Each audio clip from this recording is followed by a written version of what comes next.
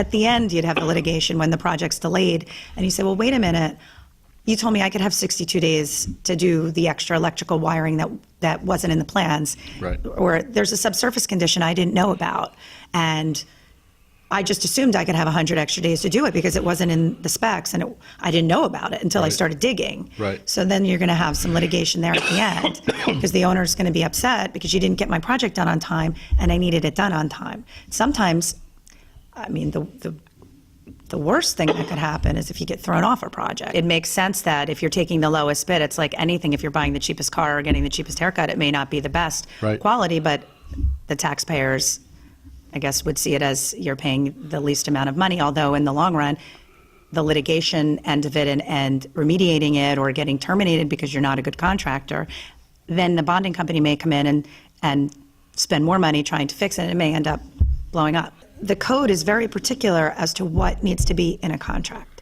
It's very particular. And oftentimes what homeowners fight with their contractors about is deadlines. This project's a year and a half. You told me this would be 6 months, but that needs to be in your contract. Right. Actually, you can sue your contractor for not putting it in there.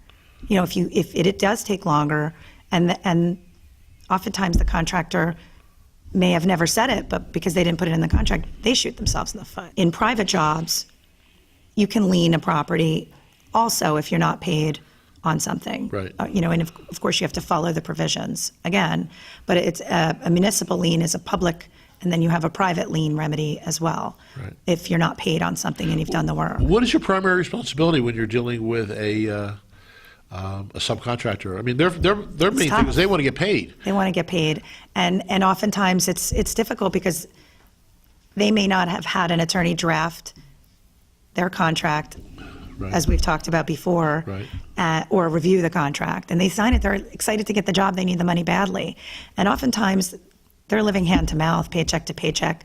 Certain times they're delayed because they don't have the money to buy the material or pay their workers. So then you've got three levels. They have no working capital.